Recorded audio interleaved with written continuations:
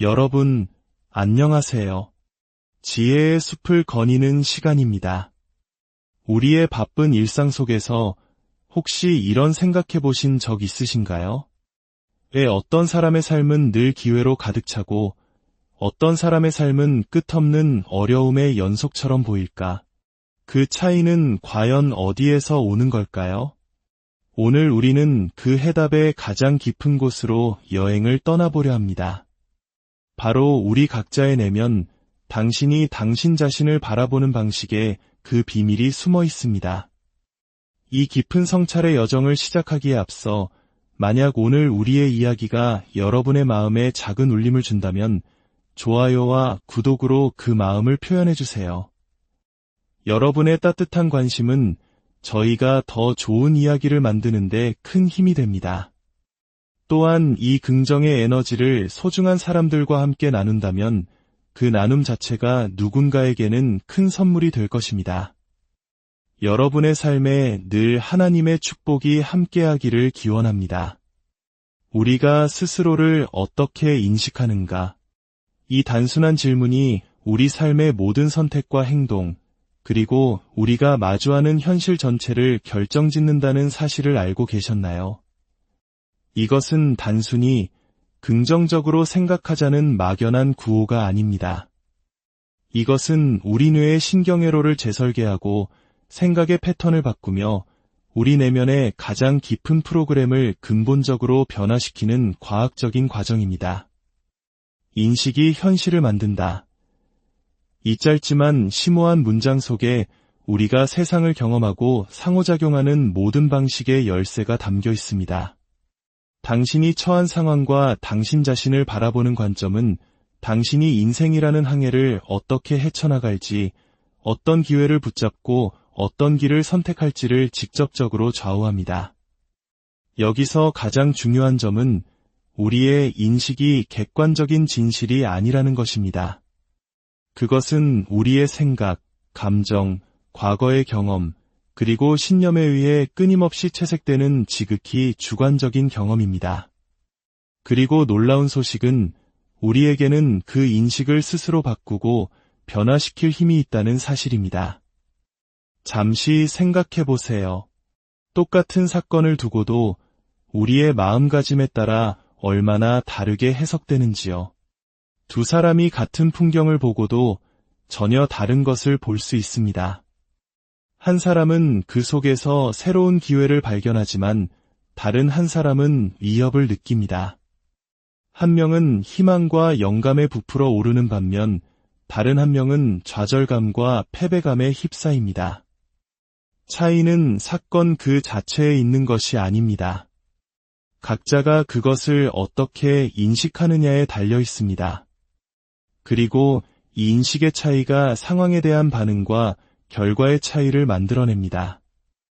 우리가 경험하는 현실은 우리의 신념이라는 렌즈를 통해 걸러진 세상입니다. 만약 당신이 스스로를 나는 능력이 부족해, 나는 성공할 자격이 없어라고 믿는다면 당신은 모든 도전을 당신의 한계를 확인시켜주는 장애물로 여기게 될 것입니다. 반대로 당신이 자신의 무한한 잠재력을 믿는다면 그 도전들은 성장을 위한 디딤돌이자 새로운 기회로 보이게 될 것입니다. 이 인식의 전환이야말로 인생을 대하는 태도를 바꾸는 결정적인 한 걸음입니다. 이러한 인식은 외부 사건에만 국한되지 않습니다. 가장 강력한 영향력은 바로 우리 자신을 어떻게 보느냐에 있습니다. 당신이 스스로의 가치와 능력을 어떻게 평가하는지가 당신의 삶의 궤적을 그립니다. 만약 스스로를 계속해서 실패하고 고군분투하는 사람으로 여긴다면 당신의 무의식은 그러한 믿음을 강화하는 경험들을 계속해서 끌어당길 것입니다. 하지만 당신이 인식을 전환하여 스스로를 유능하고 강하며 성공을 누릴 자격이 충분한 사람으로 보기 시작한다면 당신의 삶에는 전혀 다른 상황과 경험들이 찾아오기 시작할 것입니다. 우리의 뇌는 고정된 기계가 아니라 평생에 걸쳐 새로운 신경 연결을 형성하며 스스로를 재구성하는 놀라운 능력을 가지고 있습니다. 이를 신경가소성이라고 부릅니다. 이는 마치 오랫동안 사용하지 않아 수풀이 우거진 길과 같습니다. 부정적인 생각과 믿음에 계속 집중하면 그 생각으로 가는 길은 점점 더 넓고 단단해져서 나중에는 자신도 모르게 그 길로만 걷게 됩니다. 하지만 의식적으로 긍정적인 생각과 자기 믿음, 그리고 자신에게 힘을 실어주는 생각에 집중하기 시작하면 뇌는 새로운 길을 내기 시작합니다. 처음에는 희미하고 낯설지 몰라도 꾸준히 그 새로운 생각의 길을 걷다 보면 그 길은 점점 더 선명하고 넓은 대로가 되어 마침내 당신을 더 밝고 희망적인 세상으로 이끌게 될 것입니다. 과거의 경험 또한 우리의 인식을 형성하는 중요한 요소입니다. 과거의 실패나 거절의 기억은 나는 충분하지 않아, 혹은 성공은 내 것이 아니야라는 믿음을 마음속 깊이 심어 놓을 수 있습니다. 이 믿음은 미래의 사건들을 미리 부정적으로 판단하게 만들어 시도조차 하기 전에 실패를 예감하게 만듭니다. 하지만 기억하세요. 과거는 당신의 미래를 결정하지 않습니다. 당신이 허락하지 않는 한 과거는 당신을 붙잡아 둘 수 없습니다. 과거를 당신의 한계가 아닌 성장을 위한 귀중한 교훈으로 바라보는 순간 당신은 그 족쇄에서 벗어나 새로운 가능성을 향해 자유롭게 나아갈 수 있습니다. 이러한 인식의 전환을 위한 가장 강력한 도구 중 하나는 바로 마음챙김과 알아차림입니다. 당신의 생각이 어떻게 감정과 행동에 영향을 미치는지 알아차리는 순간 당신은 그 생각들의 의문을 제기할 수 있는 힘을 얻게 됩니다. 이 생각이 나에게 도움이 되는가? 이 생각이 나를 더 나은 사람으로 만드는가?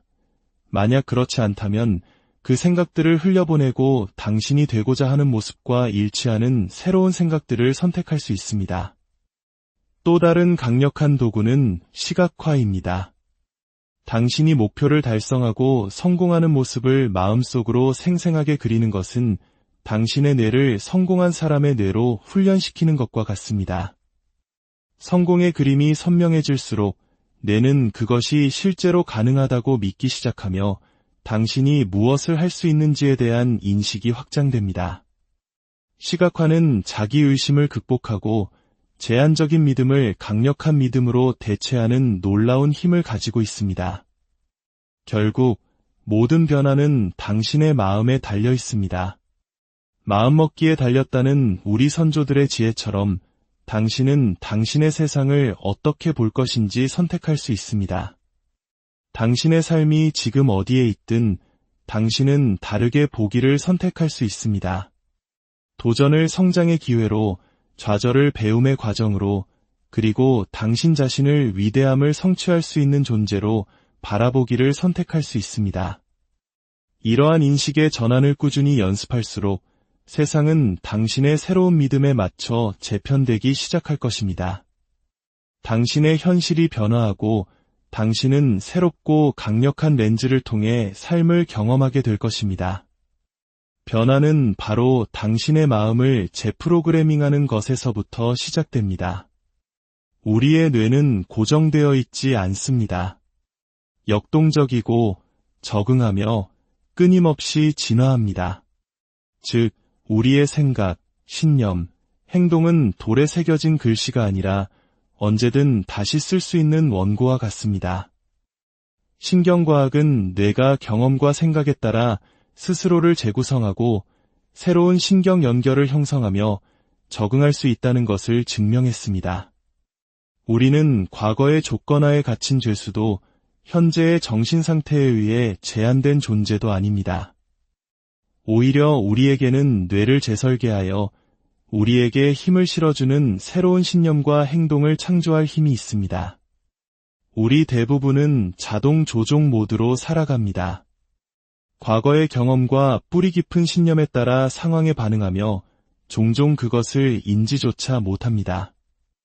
예를 들어, 과거의 실패를 경험했다면 나는 성공할 수 없는 사람이라는 신념이 생길 수 있습니다. 이 신념은 마음에 깊이 각인되어 무의식적으로 이 믿음을 확인시켜주는 상황들을 찾아 헤매게 만듭니다. 위험을 감수하거나 새로운 기회를 추구하는 것을 피하게 되죠. 마음속 깊은 곳에서 넌 안 돼라는 목소리가 들리기 때문입니다. 하지만 이것은 바꿀 수 있습니다. 변화의 첫걸음은 알아차림입니다. 매일 당신의 마음속을 스쳐 지나가는 생각들을 관찰해 보세요. 이 생각들이 당신에게 힘을 주나요? 아니면 당신을 올가매나요? 부정적이거나 제한적인 생각을 발견했다면 그것을 의식적으로 더 긍정적이고 힘을 주는 생각으로 대체하는 연습을 시작하세요. 나는 성공하기엔 부족해 라는 생각이 들 때마다 의식적으로 나는 내 목표를 성취할 능력이 있어 라고 되뇌어 보세요. 이 과정을 반복하다 보면 시간이 지남에 따라 뇌는 이 새로운 믿음을 지지하는 새로운 신경 경로를 만들기 시작합니다. 그 결과 당신의 마음가짐이 바뀌고 장애물이 아닌 성공의 기회를 보기 시작할 것입니다. 또한 당신이 두려워하는 것이 아니라 원하는 것에 집중하는 것이 중요합니다. 우리 뇌는 본능적으로 위협과 위험에 집중하도록 설계되었습니다. 이는 과거 인류의 생존에 필수적인 기능이었지만 현대 사회에서는 종종 불안, 실패에 대한 두려움, 자기의심으로 나타납니다. 마음을 재프로그래밍하려면 피하고 싶은 것이 아니라 창조하고 싶은 것에 집중하도록 스스로를 훈련해야 합니다. 명상 역시 마음을 재프로그래밍하는 강력한 방법입니다. 명상을 통해 우리는 마음속 소음을 잠재우고 생각과 감정을 더 깊이 이해하게 됩니다. 명상은 부정적인 생각에서 벗어나 긍정적인 신념을 위한 공간을 만드는 데 도움을 줍니다. 가장 중요한 것은 꾸준함입니다. 변화는 하룻밤 사이에 일어나지 않습니다.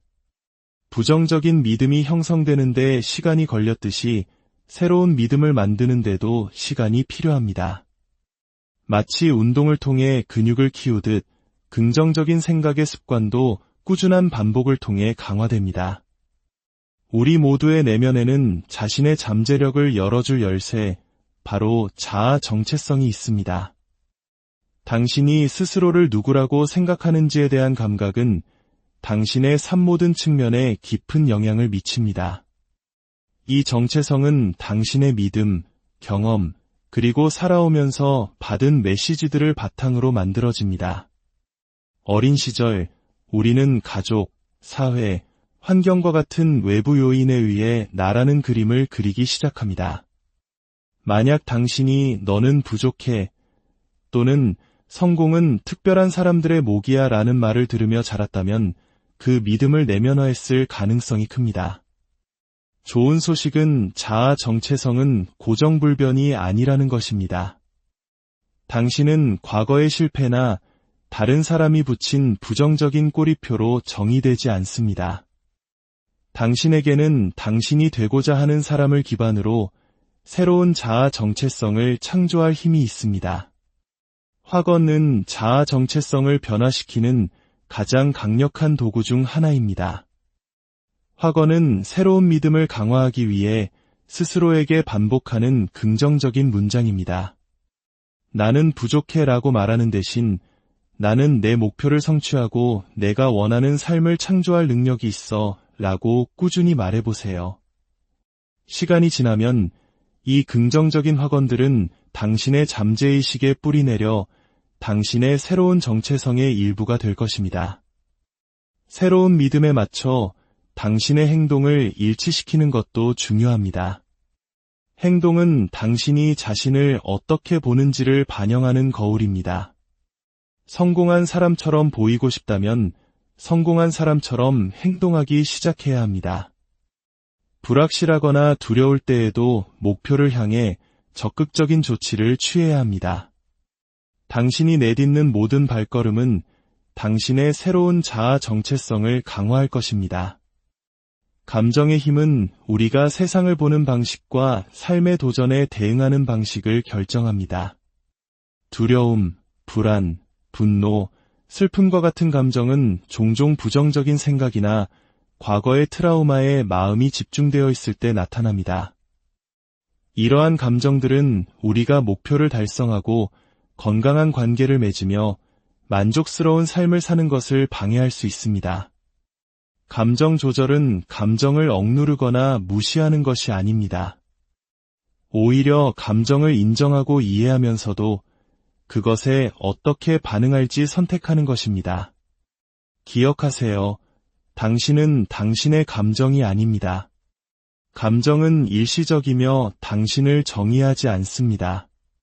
감정을 조절하는 효과적인 방법 중 하나는 재구성입니다.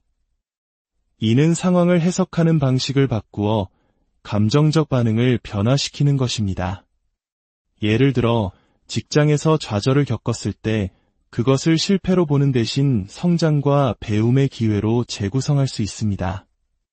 관점을 바꾸면 감정적 반응이 바뀌고 더 맑고 긍정적인 마음으로 상황에 접근할 수 있게 됩니다. 마지막으로 우리 삶에서 가장 변화를 일으키는 힘 중 하나인 감사의 힘에 대해 이야기하고 싶습니다. 감사는 단순히 좋은 일이 생겼을 때 고맙습니다 라고 말하는 것이 아닙니다. 그것은 세상을 바라보는 방식이자 마음가짐입니다. 우리 삶의 긍정적인 측면을 그것이 아무리 크든 작든 인식하고 감사하는 것입니다. 이러한 관점의 전환은 우리의 정신적, 감정적, 신체적 건강에 지대한 영향을 미칠 수 있습니다.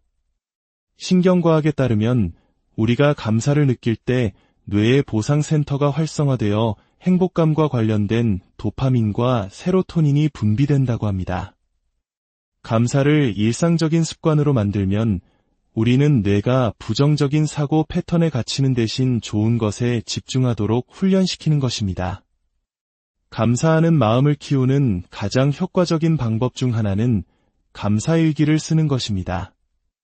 매일 당신이 감사하게 생각하는 3가지에서 5가지를 적어보세요.